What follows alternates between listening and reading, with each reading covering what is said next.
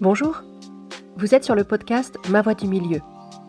Un podcast tout en humilité et simplicité qui traite de la psychologie, de l'hypnose, du bien-être et bien plus encore. Je suis Nadège Gross, psychopraticienne, hypnothérapeute et coach en communication non verbale.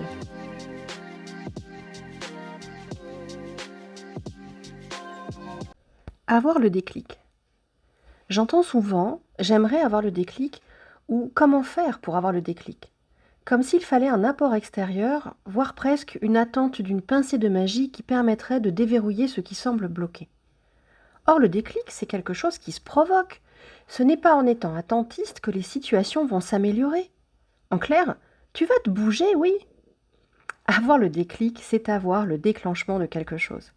C'est provoquer le bruit d'un mécanisme, ou pourrais-je dire le bruit du changement. C'est comprendre soudainement ou avoir une révélation. Ce déclic est évidemment nécessaire à ceux qui souffrent d'une situation et qui souhaitent en changer. En premier lieu, il faut repérer la situation qui n'est plus acceptable, celle qui est pour le moment subie. Et il y en a. Tony Robbins, ce très connu coach américain, a dit « On subit tout ce que l'on tolère ». Et vous ? Est-ce que vous tolérez beaucoup de choses ? Demandez-vous aujourd'hui si vous vivez la vie que vous voulez avoir. Certains pourraient remercier la fameuse goutte d'eau qui a fait déborder leur vase, car c'est finalement grâce à elle qu'ils ont commencé à bouger.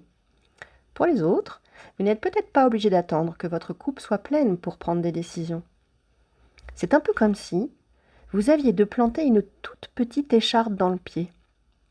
Au début, vous ne sentiriez peut-être rien, et puis ensuite, une petite gêne au bout de quelques heures, jusqu'à ce que cela devienne un peu rouge sous votre peau et de plus en plus inconfortable.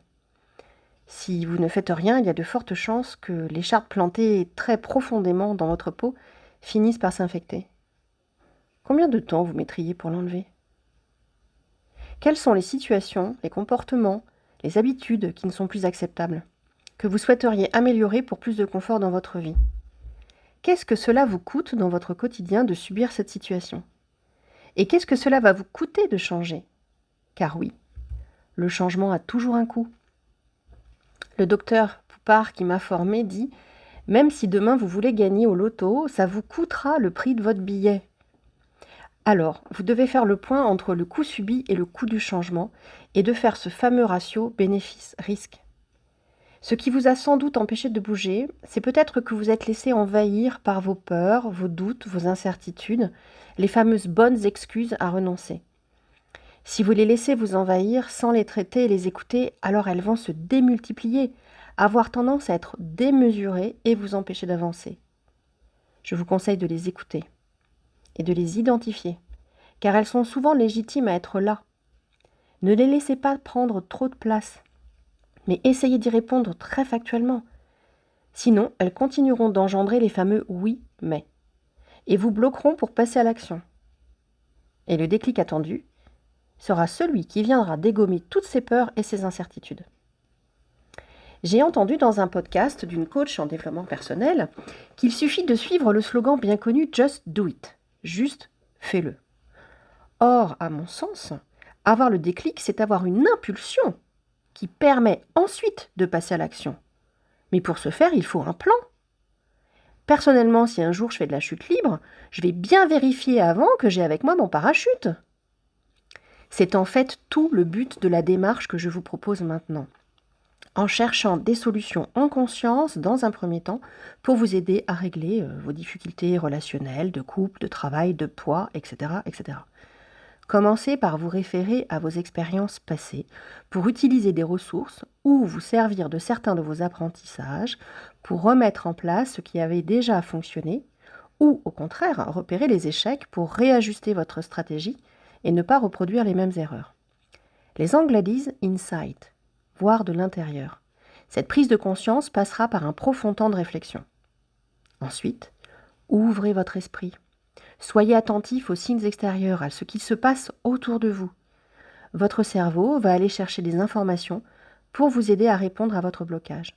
Il va faire des liens avec ce qui lui semble pertinent en attachant son attention sur les situations similaires ou faisant écho à votre problème. Cette première phase de remue-ménage a pour but de chercher toutes les pistes intéressantes, presque même de saturer la conscience. Et puis ensuite vient une deuxième phase de lâcher-prise, qui n'est pas un renoncement, mais un moment de détournement d'attention. C'est à ce moment précis qu'il faut faire radicalement autre chose, comme aller courir, marcher, faire des activités manuelles, ou même, pourquoi pas, vous faire couler un bain, pour que comme Archimède, vous puissiez vous aussi vous écrier « Eureka ». C'est à ce moment-là donc que le langage inconscient intervient.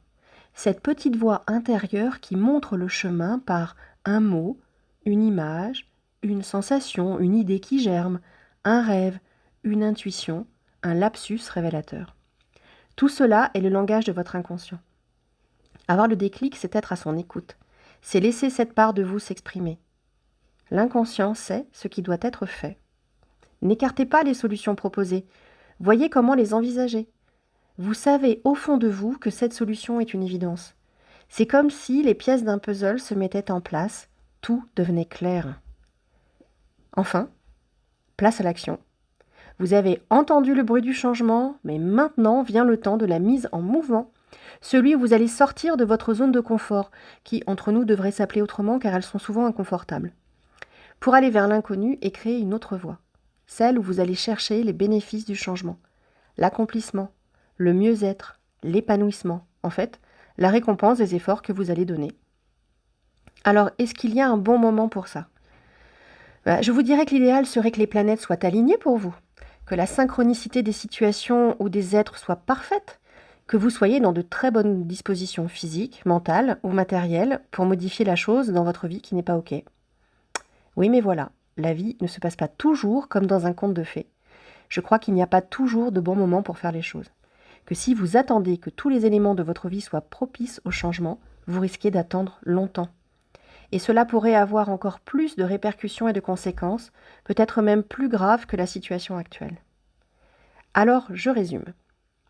Premièrement, repérez la situation ou le comportement qui doit être changé. Deuxièmement, saturez votre conscience et votre esprit à la recherche des solutions. Troisièmement, faites autre chose et écoutez la voix de votre inconscient. Quatrièmement, passez à l'action. Enfin, je vous dirais, n'ayez pas peur de vous tromper ou de tomber. Celui qui chute, c'est celui qui a essayé. Et cela restera toujours un apprentissage pour mieux rebondir ensuite. Je finirai avec cette citation d'Oscar Wilde. Il faut toujours viser la lune, car même en cas d'échec, on atterrit dans les étoiles. À bientôt pour un prochain épisode de Ma Voix du Milieu.